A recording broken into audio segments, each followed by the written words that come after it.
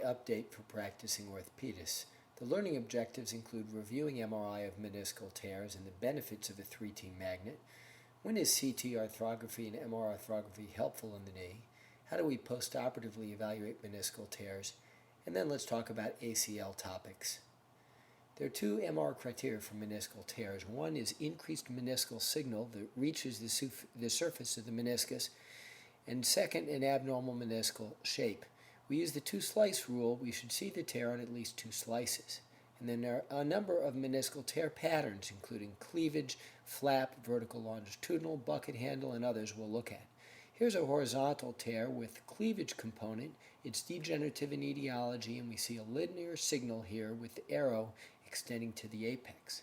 The horizontal oblique tear is the most common pattern. By MRI, we see a linear oblique signal extending to the meniscal surface, most commonly at the posterior horn of the medial meniscus, and it may or may not have a displaced flap. Here the arrow points to an example of a displaced fragment. Always look for this displaced flap, especially on coronal images. Look in the medial meniscotibial recess in the intercondylar notch. Here's a horizontal tear with a displaced flap inferiorly. Vertical longitudinal tear is traumatic in etiology. MRI shows a vertical linear signal in the peripheral outer third extending to the superior and inferior surface as shown here on the sagittal image. Here's an example of its view, more difficult to see on the axial. A teaching pearl is to use the axial scans. They can be helpful in visualizing meniscal pathology, especially vertical longitudinal, radial, and root tears. Think of it as you do arthroscopy and visualize the extent of the tear. Next, let's look at the bucket handle tear. Here we see the peripheral portion of the meniscus is truncated. When we see this, we want to look for the displaced bucket handle fragment. Often it's in the intercondylar notch. Here we can see the displaced fragment giving us the double PCL sign. We also may see the bucket handle fragment flipped anteriorly, giving a double delta sign with the bucket handle on top of the anterior horn. Radial tears, when we see the tear perpendicular to the plane of the meniscus, we'll see a notch or gap in the bow tie appearance of the meniscus. And when we're in the plane of the tear, we'll see either a blunted meniscus or we'll see a slice where the meniscus is absent, the so-called ghost meniscus. Again, when we look at this on an axial view, you can see the tear very well. You can see the kind of the configuration of the tear better on the axial view, so always check that. Complex tears are fairly straightforward. We see a tear with multiple components. Root ligament tears are often overlooked on MRI. They're most common in the posterior horn of the medial meniscus. Here we see the normal appearance of the root ligaments. On the left, this is a posterior slice. We're seeing the posterior roots of the medial and lateral menisci. And on the right, on the sagittal view, these are the anterior and posterior roots of the medial meniscus. With a tear, we'll see a gap and bright signal in one of the roots. This is the posterior root of the medial meniscus. On the left coronal image, we see the tear, and then on the right, in the sagittal view, you see the absent root, just some fluid there. And again, the axial view is very helpful. We can see the tear. It looks like a radial tear, but instead of being in the meniscus, it's in the meniscal root.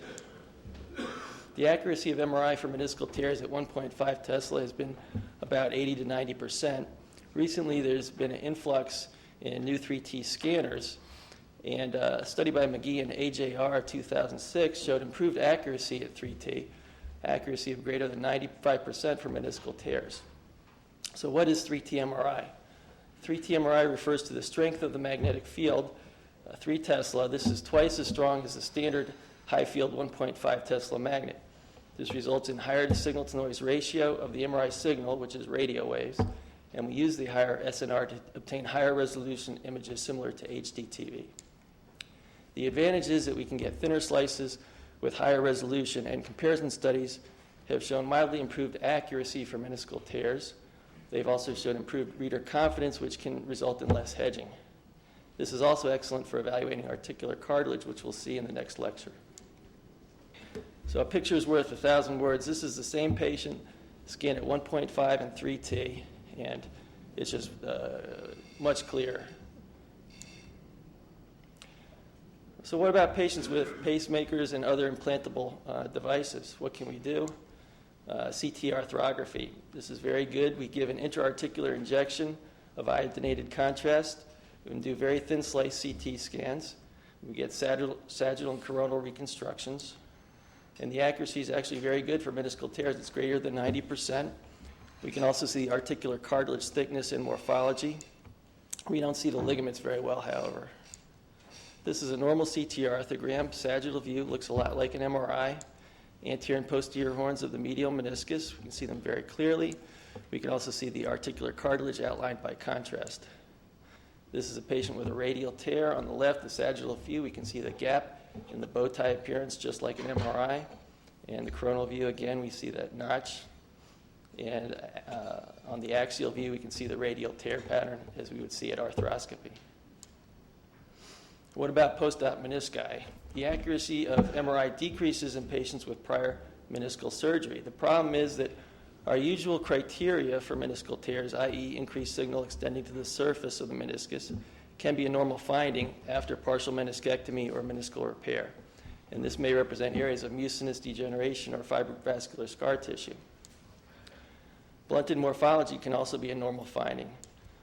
So what do we do? Well, information is very helpful. Pre-op scans, op notes, or at least knowing the surgical procedure performed is very helpful when interpreting the MRI. We may also do MR arthrography. Study by White in Radiology 2002 compared conventional MRI and direct MR arthrography. There was a mildly increased accuracy from 80 to 85%, but this was not statistically significant. Earlier studies had shown larger benefits to MR arthrography, but the techniques were not as good. So this is kind of a controversial area. We'll do MR arthrography if requested, but we tend not to do it very much. So the MRI criteria for a re-tear are joint fluid or contrast tracking into the substance of the meniscus at the site of the original tear. The brighter the signal you see, the more specific this will be. If we see a displaced flap, that's very specific. Or a new area of tear is also obviously going to be a re-tear, but this requires knowing the site of the original tear. So in this image, we can see a blunted appearance, which is normal following partial meniscectomy. This is the key issue here. This is a normal post-op partial meniscectomy. And we can see that there's increased signal extending to the inferior surface, which would normally be a meniscal tear. But this is a very common appearance following partial meniscectomy, and I'll show you why. On the left, we have the pre-op scan. The patient had a complex tear, and you can imagine if you debride that flap of tissue, you're still going to end up with signal extending to the meniscal surface. And what that signal is probably just mucinous degeneration that has been uncovered when the meniscus was debrided. And so the image on the right is surgically proven normal post-op meniscus, and this is a very common appearance to learn. Here's another case. Pre-op, the patient had a bucket handle tear, and this is post-op meniscal repair. We can see this vertical signal in the meniscus. This is a normal postoperative finding. This may represent fibrovascular scar tissue. Notice how the signal is gray. It's not very bright, and that the morphology of the meniscus is normal. And this is a normal postoperative appearance. Okay, so what does a re-tear look like? On the left, this is the same patient as the prior study. This is what the body of the meniscus looked like pre-op, and then they came back with symptoms, and this is a re-tear. You notice how the signal is new. Now, even if we didn't have the previous scan, we can see the signal is very bright on T2. That's compatible with a re-tear. Also, there's a displaced meniscal flap, so this meets all the criteria for a re-tear. Another patient on the left, horizontal tear in 2006, underwent partial meniscectomy, recurrent symptoms in 2009, and here we see on an indirect arthrogram, there's contrast extending into the substance of the meniscus, so that is compatible with re-tear, and there's also that flap of meniscal tissue at the front of the posterior horn. So this is a re-tear. A couple quick topics on the ACL. ACL, on high-resolution scans, we can see the anteromedial and posterolateral bundles of the ACL. Sometimes they'll appear separate, but they'll often appear contiguous, and they're best differentiated on coronal and axial views. Here on the anterior slice, we can see the anteromedial bundle, posterolateral bundle. On a more posterior slice, anteromedial bundle, posterolateral bundle. So in this case, you can see they're separate. They appear separate. A lot of times they'll appear contiguous, but you can still differentiate them by their position and their course. Axial view, same thing, anteromedial, posterolateral bundles. This is a patient with a partial tear involving the posterolateral bundle. On the left, we have an intact anteromedial bundle. On the right, tear of the posterolateral bundle, better seen on the coronal, anteromedial bundle intact, and then that bright signal is a partial tear in the posterolateral bundle. And then this is just a normal postoperative appearance of a double bundle ACL graft. Finally, posterolateral corner injury is often overlooked on MRI. The findings can be subtle, and the importance, of course, is that untreated posterolateral corner injury can result in ACL graft failure. The arcuate ligament complex is difficult to visualize. The ligaments are small and not always seen. The larger structures, the lateral collateral ligament and various tendons, are easily seen. When we evaluate the arcuate ligament complex, if we can actually see a ligament, we'll look for thickening, edema, or disruption of the ligament. If we can't see them, we look for edema or fluid along the posterolateral capsule, which will suggest arcuate ligament complex injury. So here's a patient with an ACL tear. And when we look at the posterolateral corner, this is the popliteofibular ligament. It's thickened and shows increased signal compatible with a tear. Compare that to a normal popliteofibular ligament on the left, going from the fibula to the popliteus tendon. And on the right, we can see the tear. Also, this is the region of the arcuate ligament. On the left, normal. On the right, we just see a lot of fluid in that region, which would make us suspicious for a tear. More severe case, PCL tear, ACL avulsion. To look at the posterolateral corner, this is the popliteus tendon, which is torn, biceps tendon torn, and lateral collateral ligament. So in summary, we reviewed meniscal tears. Remember to look for displaced flaps.